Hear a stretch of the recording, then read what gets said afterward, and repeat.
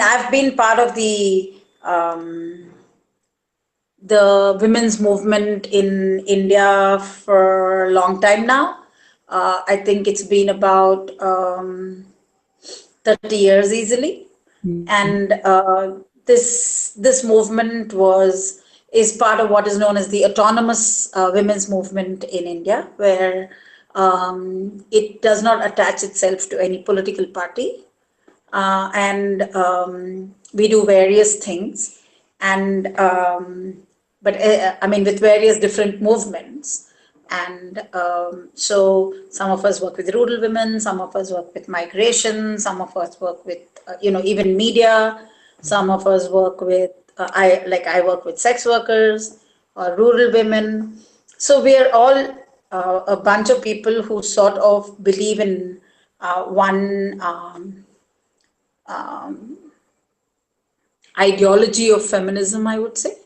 But we don't all do the same work. And we are also placed all over India. We are not in one place.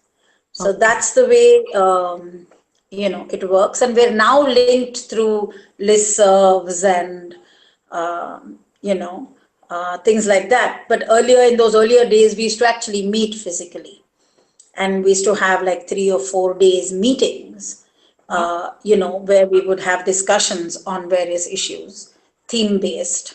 And and we used to call them the Autonomous Women's Movement meetings. And they used to happen they've happened in various places in the country.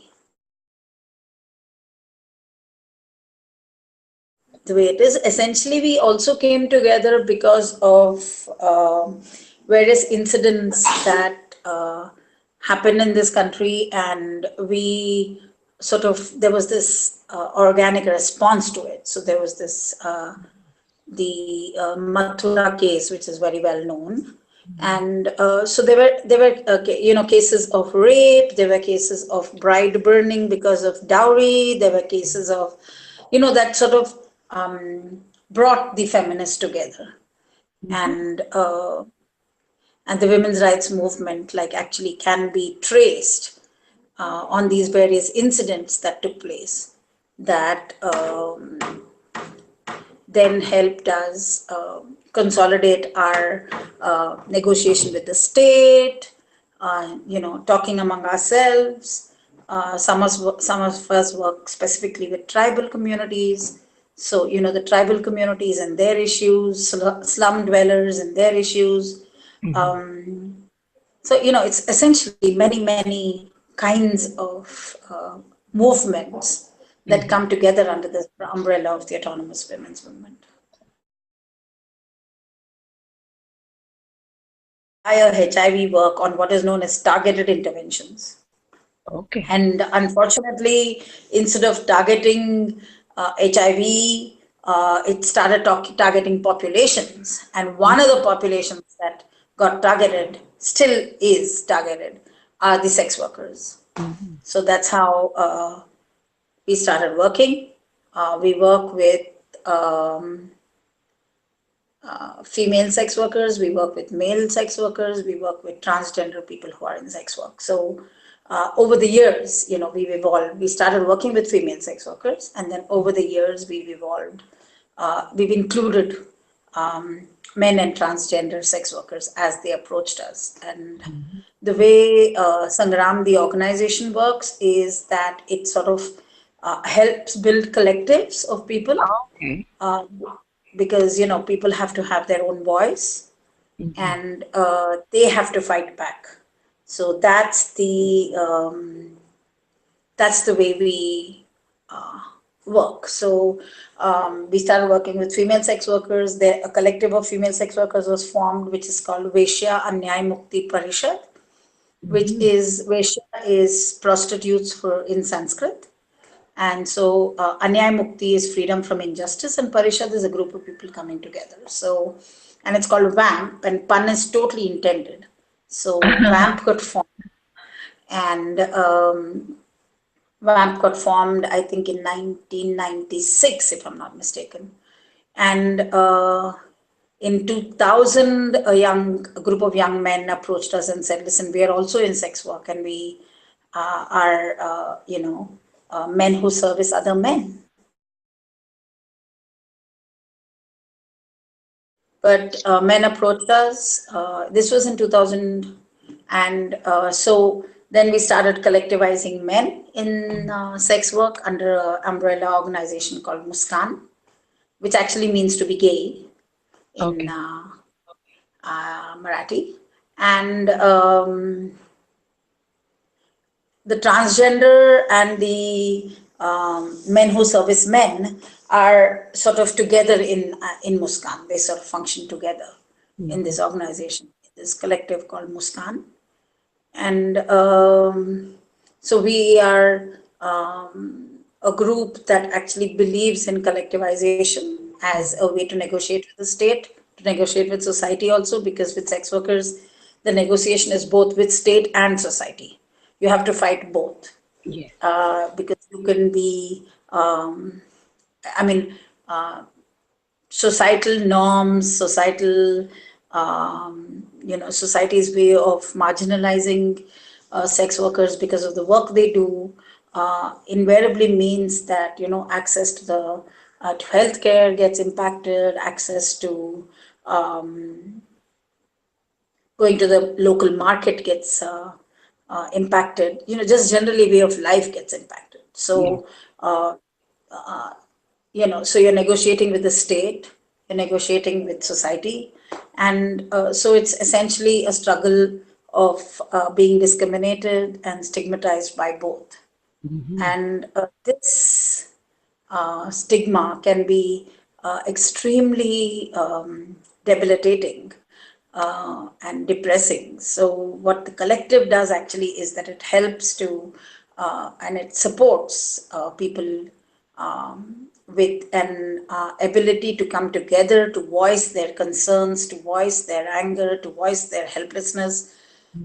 and to do a collective negotiation. Yes. So that actually is the crux of it. Yeah, see, no, actually, we worked for almost like 10 or 12 years on the ground before Okay. we even looked up, Oh, right? right. Of course. So it's only when we'd already done like a critical amount of work at the grassroots Hmm. that the ideology of the organization was that the grassroots work should impact or inform policy. Okay. And the only way you can actually do that is to start, forming networks of people in different areas, in different geographical areas within the country. So the first thing was transnational in terms of because we're such a huge nation, Oh, yes. you Of know. course. So can you imagine? None of us speak the same languages. None of us speak the Oh, same. I mean, it's a nightmare. Any meeting with us is a nightmare. There are translations. I mean, I tell you, the amount of time we spend in translation is unbelievable. yeah. So, so the national network of sex workers got first formulated. Yes. And then, because of UNAIDS, frankly, because UNAIDS sort of reached out to us during all these various AIDS conferences, that we started meeting other sex worker groups Okay. in the region and globally. Hmm. And when we started meeting, we exchanged notes and said, and it's also very, very interesting to see that violence against sex workers within sex work and against sex workers by society and the state, the stories are so similar. I mean, you Oh. may be talking to, white women in sex work. You may be talking to brown women, in sex work, or Asian women in sex work. Um, You may be talking about, colored women from anywhere, um, from the States, women of color. You could be talking to African sex workers.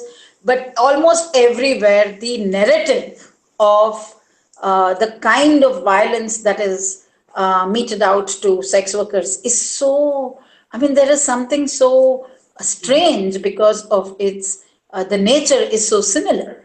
hmm And so everywhere you go for these meetings, you would meet other women who were telling you the same story that you had, essentially, Yeah. and that was, I think, very critical in bonding, in helping to bond. Okay.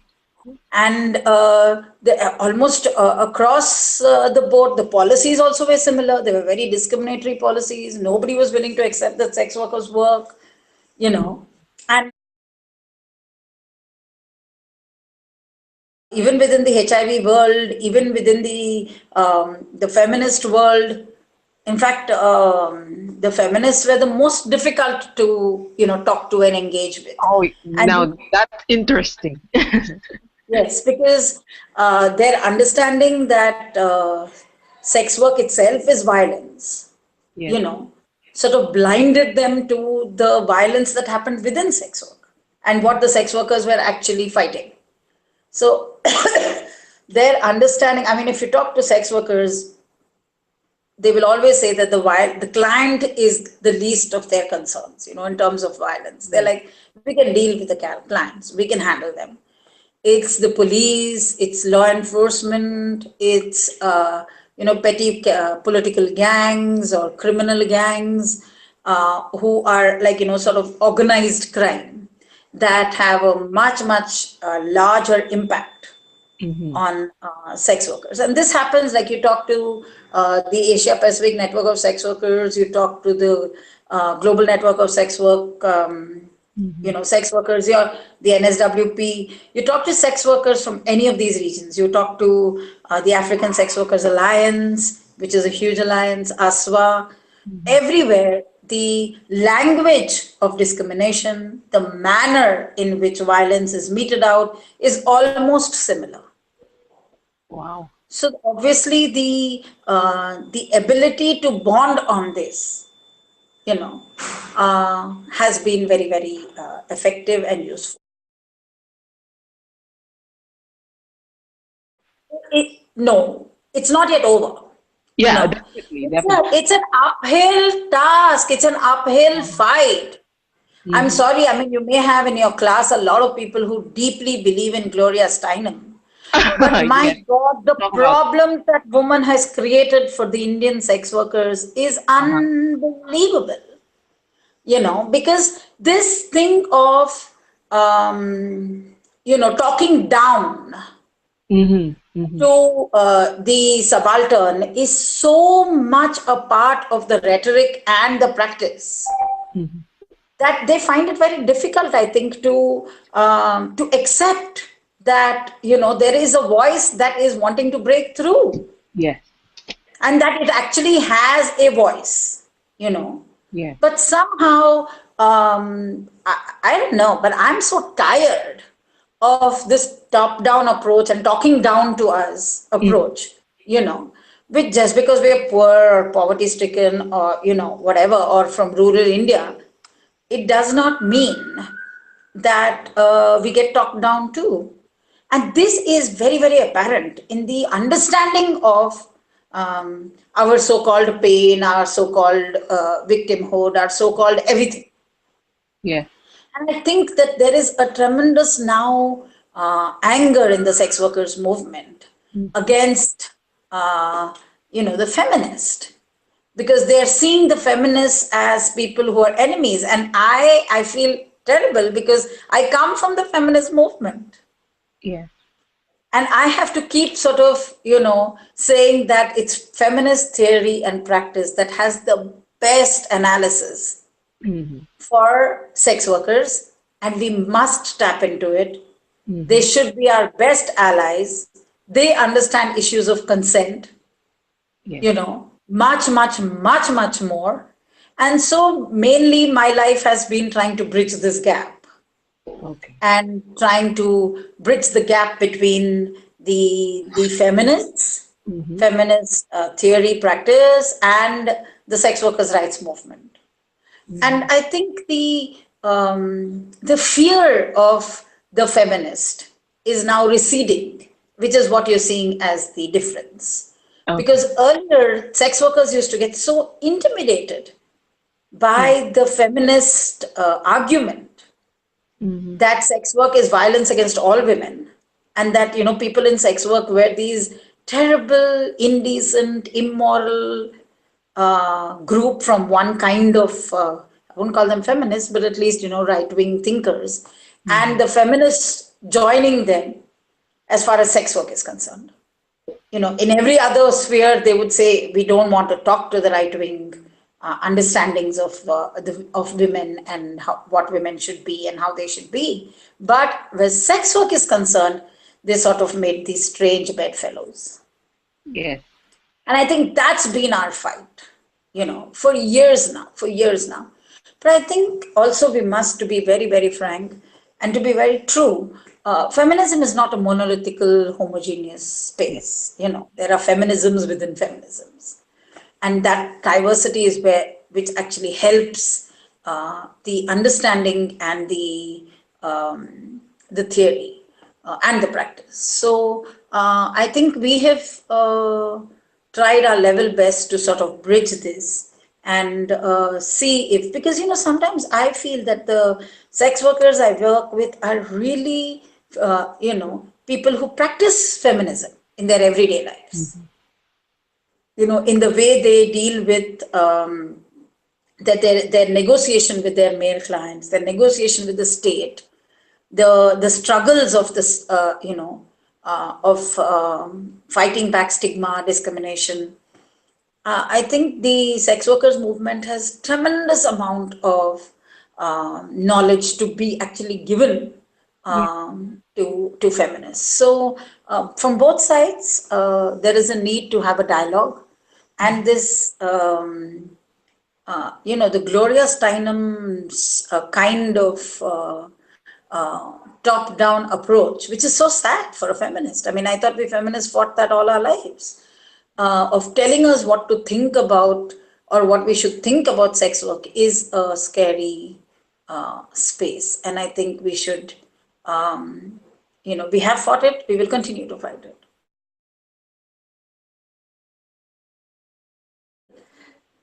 You win some, you lose some. Yes. That's the other problem.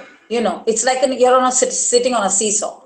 Today in India, I think we're on a low, a real low, because the abolitionists, the anti-sex work lobbies, Mm-hmm. the anti-porn lobbies have all come together under the name of the anti-trafficking network, and Yes. are able to access a lot of money and influence state policy and the law in many cases. So this is something that is where we are actually looking for allies, and we have a lot of them in the feminist movement in the country. Okay. So we've built that. We've been able to build that bridge with feminists, and so there are some feminist lawyers who are helping us look into this situation, and hopefully we can try and intervene. But it looks really, really, in today's political climate in India, it looks very, very sorry. The situation is not so good, because we have now right-wing vigilantes who are, who are influencing the police and using the police against people who are in sex work. So that is a big worry at this point in time. That's crazy. But that's exactly the point. That you sort of have gone so far into believing, that you can also say whatever you want, Mm-hmm. and that to be accepted as, you know, the goddess's last words is not going to be part of our realities any longer. We Yes. will not accept this, and I think I'm happy it happened with Bernie Sanders, because when we were saying this from the sex workers' rights movement, nobody was willing to listen to us. Uh-huh. Right now that it's happened in a really mainstream space, Uh-huh. now you sort of get an understanding of the feeling of despair we've had in our interactions with